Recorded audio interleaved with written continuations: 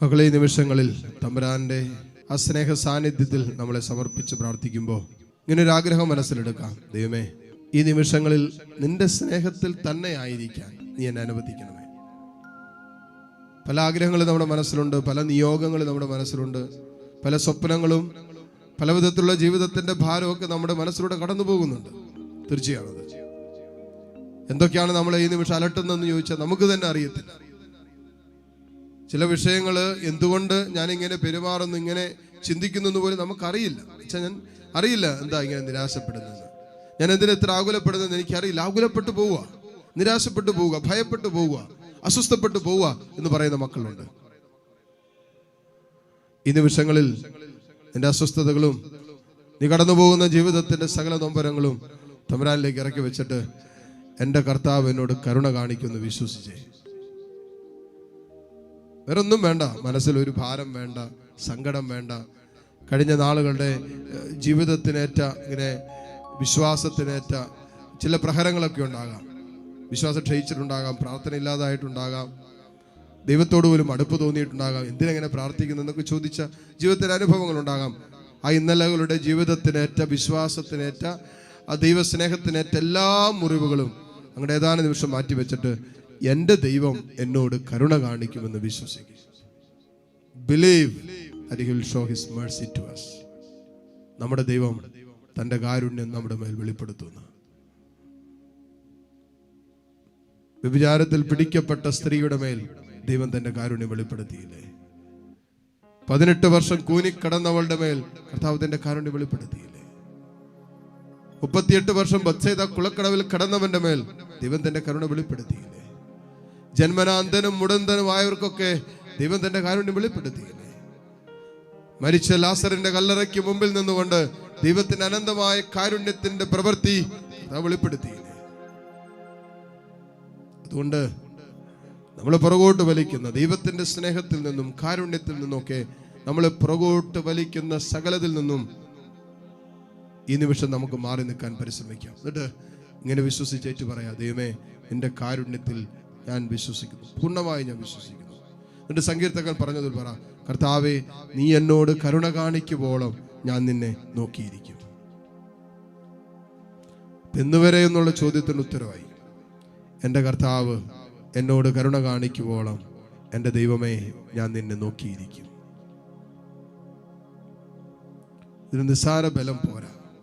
എന്നിട്ട് നമ്മളിപ്പോൾ കടന്നു പോകുന്ന, നമ്മളിപ്പോൾ ആർജിച്ചെടുത്ത ഒരു ആത്മീയ ധൈര്യമോ ബലമോ പോരാ ഇങ്ങനെ പറയാൻ. അതിനേക്കാൾ ഒരൊക്കെ അല്പം കൂടി നമ്മൾ ഇനിയും വളരേണ്ടിയിരിക്കുന്നു നമുക്ക് മനസ്സിലായിട്ടുണ്ടാകും.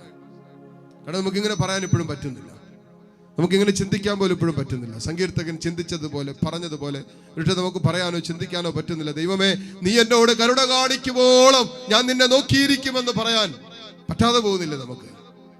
അവിടെയാണ് നമ്മുടെ വിശ്വാസം ആഴപ്പെടേണ്ടത്. അവിടെയാണ് ദൈവത്തോടുള്ള നമ്മുടെ ബന്ധം, സ്നേഹമൊക്കെ നമ്മൾ ഇങ്ങനെ മാറ്റുരച്ച് നോക്കുന്നത്. ഹൃദയം കൊണ്ടെങ്കിലും ഒന്ന് പറഞ്ഞ, ദൈവമേ, ഞാനിപ്പോൾ കടന്നു പോകുന്ന അനുഭവം ഉണ്ടല്ലോ, പ്രയാസമുണ്ടല്ലോ, പ്രതിസന്ധി ഉണ്ടല്ലോ, തടസ്സമുണ്ടല്ലോ, ദുഃഖമുണ്ടല്ലോ, വേദന ഉണ്ടല്ലോ, ഇതിൻ്റെ ഒക്കെ നടുവിലും നീ എന്നോട് കരുണ കാണിക്കുമെന്ന് വിശ്വസിക്കുന്നു.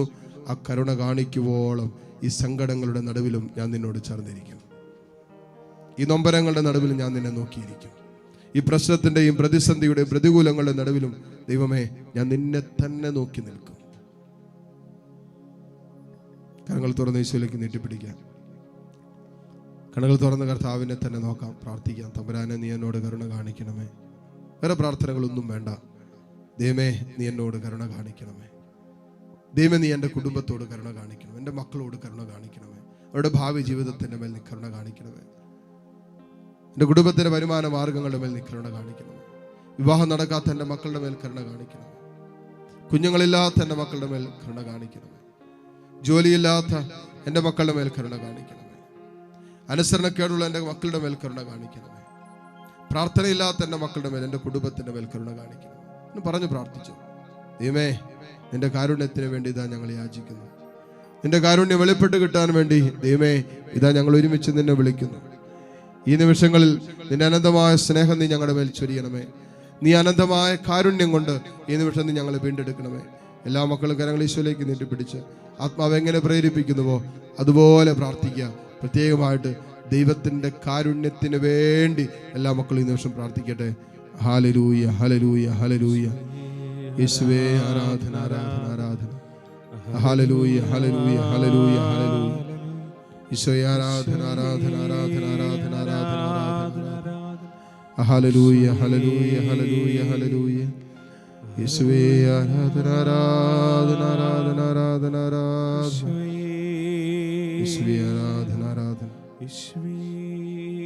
Hallelujah, hallelujah, hallelujah, hallelujah. യേശുവേ ആരാധന, ആരാധന, ആരാധന, ആരാധന, ആരാധന. ഈശോയുടെ അതിദാരുണമാ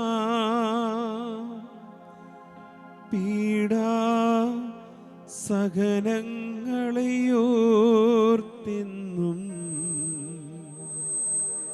പിതാവേ ഞങ്ങളുടെ ലോകം മുഴുവൻ്റെ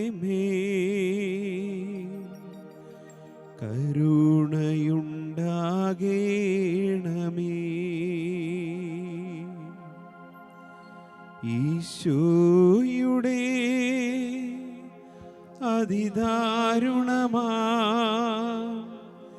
പീഡാ സഹനങ്ങളെയോർത്തെന്നും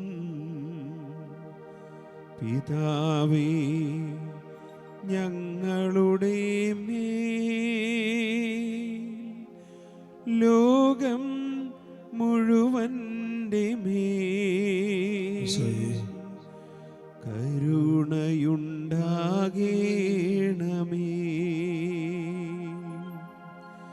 ഈശോയുടെ അതിദാരുണമാ പീഡാ സഹനങ്ങളെയോർത്തെന്നും പിതാവേ ഞങ്ങളുടെ ലോകം മുഴുവൻ്റെ കരുണയുണ്ടാകേണമേ.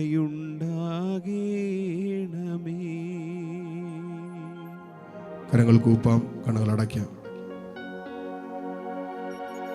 ഏതാനും നിമിഷം തമ്പുരാന്റെ അനന്തമായ സ്നേഹവും കരുണയും ഈ നിമിഷങ്ങളിൽ അനുഭവിച്ച് നമുക്ക് പ്രാർത്ഥിക്കാം.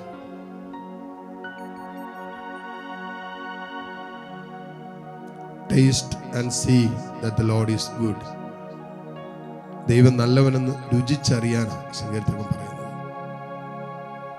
ഇതാ ഈ നിമിഷങ്ങൾ ദൈവം നല്ലവനാണെന്ന് രുചിച്ചറിയുന്ന നിമിഷങ്ങളായിട്ട് മാറട്ടെ.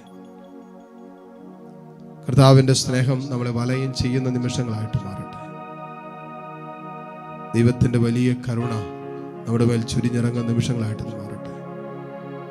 നമ്മുടെ കുടുംബങ്ങൾ വീണ്ടെടുക്കപ്പെടുന്ന, നമ്മുടെ ജീവിതം കർത്താവിൻ്റെ സ്നേഹത്തിൽ വിശുദ്ധീകരിക്കപ്പെട്ട് വീണ്ടെടുക്കപ്പെടുന്ന നിമിഷങ്ങളായിട്ട് നിമിഷങ്ങൾ മാറട്ടെ. പ്രാർത്ഥിക്കാൻ. ദൈവമേ, എന്നെ അനുഗ്രഹിച്ചതിന്, എന്നെ സ്നേഹിച്ചതിന്, എന്നെ വഴി നടത്തുന്നതിനൊക്കെ നന്ദി പറയുന്നു. എൻ്റെ കുടുംബത്തിൻ്റെ മേൽ നീ ചൊരിഞ്ഞുകൊണ്ടിരിക്കുന്ന നിരവധിയായ അനുഗ്രഹങ്ങൾക്ക് നന്ദി പറയുന്നു. എൻ്റെ ഭാവി ജീവിതത്തിൻ്റെ മേൽ, എൻ്റെ സ്വപ്നങ്ങളുടെ മേൽ കർത്താവേ നീ ചെയ്തുകൊണ്ടിരിക്കുന്ന വൻ കാര്യങ്ങൾക്ക് നന്ദി പറഞ്ഞ് പ്രാർത്ഥിക്കുന്നു. എല്ലാറ്റിനും വേണ്ടി കർത്താവിന് നന്ദി പറയാം. പ്രത്യേകിച്ച് കുടുംബാംഗങ്ങൾ ഇന്നോളം നടത്തിയ ദൈവത്തിന് നന്ദി പറയാം. കരങ്ങൾ രണ്ട് ഈശോയിലേക്ക് നീട്ടിപ്പിടിച്ച് സ്തുതിച്ച് പ്രാർത്ഥിച്ചുകൊണ്ട് ഈശോയുടെ ആശീർവാദം നമുക്കിപ്പോൾ സ്വീകരിക്കാം. Hallelujah, hallelujah, hallelujah. യേശുവേ ആരാധന, ആരാധന, ആരാധന, ആരാധന, ആരാധന. യേശുവേ ആരാധന, ആരാധന, ആരാധന. Hallelujah, hallelujah. യേശുവേ